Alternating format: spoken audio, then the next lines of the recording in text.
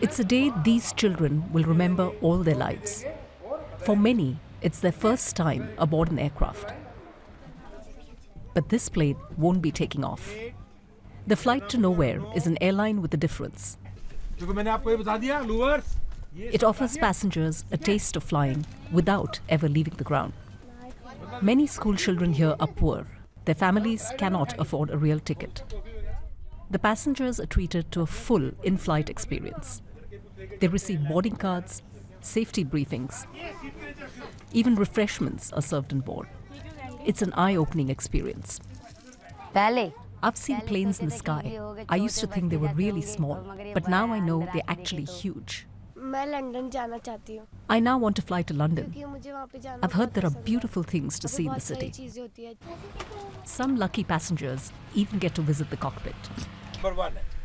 The man behind the project is Bahadur Chand Gupta, a retired aircraft engineer. He sold his land and bought the decommissioned Airbus A300 back in 2003 for 600,000 rupees. That's about 7,000 euros, a real bargain.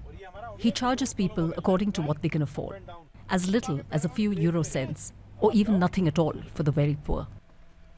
I belong to a very small village, and I never expected that I'll become an engineer and then I'll be in the airline. And then people from my village, they used to say, "Oh, you want to see the aircraft," and they were not able to see the aircraft. So that was the actually basic idea and basic motivation that I want to show this aircraft to the poor people. Air travel still remains a luxury for many people in India. For those who may never get to take a flight, this comes close to the real thing without leaving the ground. And it's not the only place for it in Delhi.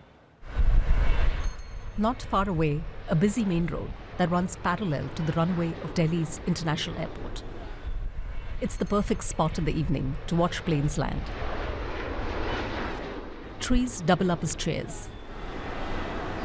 It's all about getting the right vantage point. For the poor migrant workers here, shelling out 4,000 rupees or 50 euros for a cheap flight ticket is beyond their means. It's my dream to someday take a plane and fly to my village in Bihar, but that's only if I manage to scrape enough money together for a ticket. Further on at a railway crossing, regulars here swear this is the closest you can get as the turbojets take off.